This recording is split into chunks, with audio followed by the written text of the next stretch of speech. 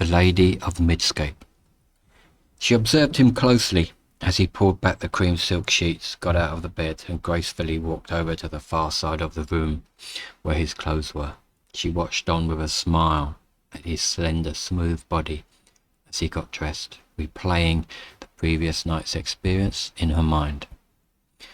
Once he had finished dressing, she turned her gaze to the window and saw the sun had just crept over the mountains of dawn to the east, its orange glow faintly lighting the eastern sky. She always loved this time of the day, so much promise, so many opportunities lay ahead. The early morning sunrise was her favourite part of the day. She continued to stare out of the window at the wonderful sunrise while she spoke.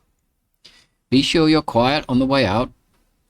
I wouldn't want to wake my husband if I were you," she barked at the young, handsome boy as he pulled the door open and quietly made his way out of the bedroom.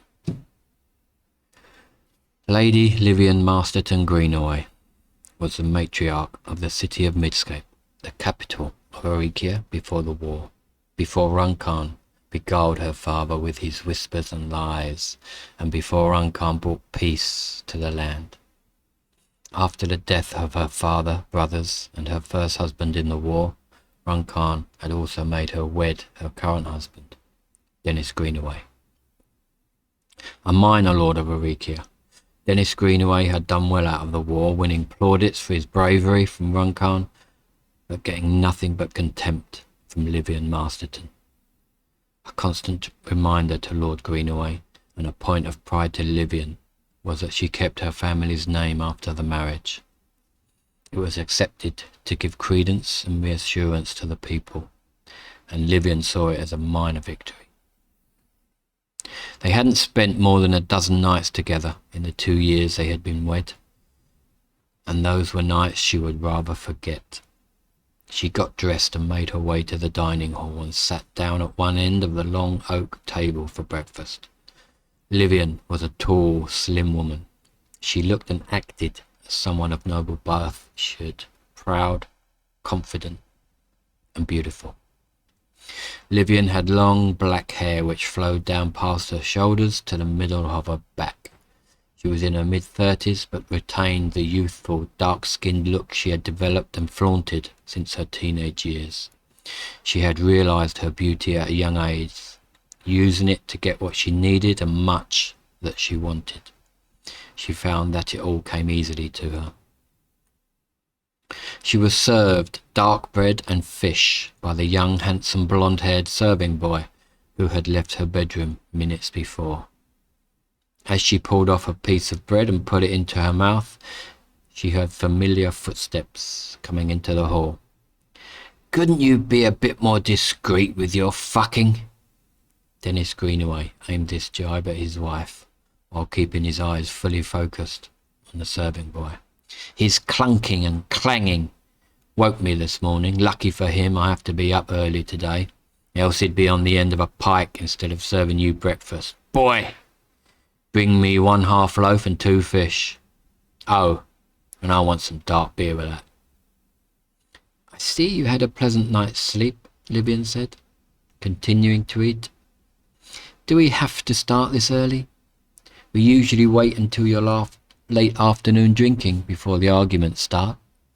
Livian kept her eyes on her food, not looking at her husband at all. "Anyway, what business is it of yours with whom I sleep? Do I inquire of whom you are sharing your bed with this week? It's best if you keep to your bedmates and leave me to do as I please." "My dear, I couldn't give a fig who you are fucking, but I do care what the servants think," Dennis said, staring at the serving boy again. "And if they think I don't care, well, that won't do. Your problem is you think your family is still at the top table. You need to remember that you are all that's left of your precious family, and that you are, all you fucking are, is some broodmare married off to me to keep your fucking bloodline alive. A lot of good that's done. Son's mercy it was me and not some other cunt of a lord who you got stuck with." Lord Dennis shifted his gaze from the serving boy to his wife. Livian lifted her eyes. She felt that well-directed barb from her husband, but defiantly decided not to show it. She looked at him. Mercy, was it? Well, that's more than you and Runcorn, with his cronies, showed my father, brothers, and my husband at the Moonbridge, my dear. I trust I can count on you today, with the Magdal lot turning up. On your best behaviour. We can get back to the bitter resentments tomorrow. Dennis half smiled. Livian watched her husband as he devoured his fish and bread, his short, stout frame with red, receding hair barely squeezed into his chair. He wasn't much more than a peasant, elevated to the position of the Lord of Midscape for his conduct in the war.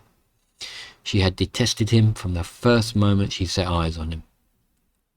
His low-born position, his looks, his manner, just about everything about him had repulsed her. Added to that the humiliation of marrying one 5 full sons younger than her. She continued to watch as he finished his goblet of beer and his cheeks changed colour to match his hair. Have I ever let you down with my service? I'm not planning on starting today, even if they are sending that toad Rupert and his cronies. Why they would send that cretin all the way here, I don't know. Something must have happened over there in Magdal. Livian continued to eat. The message said little, Dennis replied, taking another large gulp of beer from his almost instantaneously refilled goblet. Just keep quiet and let me do the talking. It might be good news. He burped loudly as he finished the sentence. When have you ever known that snake to bring good news? You should prepare yourself. He's not bringing good news, of that I'm sure.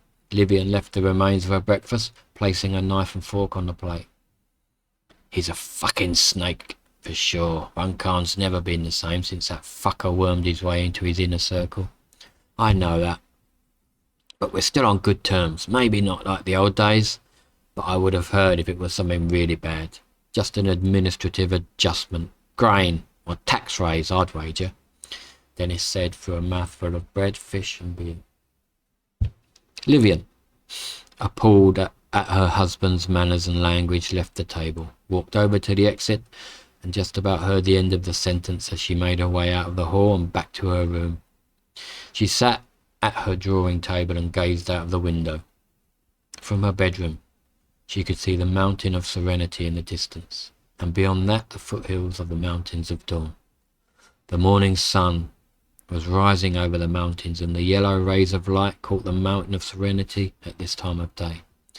The summer sunlight glistened, and there, in its incandescent elegance, the tip of the mountain shimmered in its beauty. Her ancestors were buried on that mountain. Not her father, husband or brothers, though. They were not given the honour of a burial. Their bodies burned with the other poor souls who fell at the Moonbridge over 3 years ago. But her mother was buried there, on the mountain, in her rightful place, albeit too soon. She died as the war started years ago. Livian's mother was an outwardly strong person, but that belied her nervous disposition. The war had proved too much for her, and she succumbed to illness just after it started. Livian thought back to the day of her mother's funeral. Her husband had not yet gone off to fight in the war. He was acting as counsel, together with her 2 brothers, for her beloved father and Lord of Aricia, Lord Cedric Masterton. She had only been married 2 months at that point, and soon after she was alone, as all were sent to fight. But on the day her mother was buried, the entire city came out in respect and condolence for Lady Eleanor Masterton. The city mourned the loss heavily. It signalled a turning point in the history of Midscape, a generational shift. The familiar, the traditional, the known were all lost that day, replaced by war, change, and the unknown. It seemed to Livian, now reflecting upon the past, that the whole city cried for her mother that day. Maybe they were crying for the city too. Life had never been the same since that day. War came, men were lost, and women cried. The mountain was her mother's place of reflection and tranquillity, just as it had become Livian's. She rode out there sometimes to be alone, to be away from her life in Midscape. As she sat by the window, gazing at the tranquil vista in contemplation, her mind all too quickly drifted back to Magda and its impending visitor, Rupert, the snake with two heads, her father used to say of him. He was one of his vassals until things turned ill against Runcorn. His double cross at the Moonbridge was the last wave of the unrelenting tide that had been coming for a few years. It led to the death of all that she cared for, and the end of her family's hold on Arikia. For that, he held a special place on her list of people she intended to pay back for all the ills that had befallen her. He was one of many. For all the resentment she had for Dennis, she had noticed a shift in his feelings towards the capital of late. In the 2 years since he was ordered to marry her and move to Midscape, his relationship with Runcorn had cooled. It had become more distant, and this she could use to her advantage. She would bide her time, though. Planning, preparing, observing, waiting for the time to push. But her patience was beginning to bear fruit, she thought. Just be patient. A little longer, she told herself. Just a little more.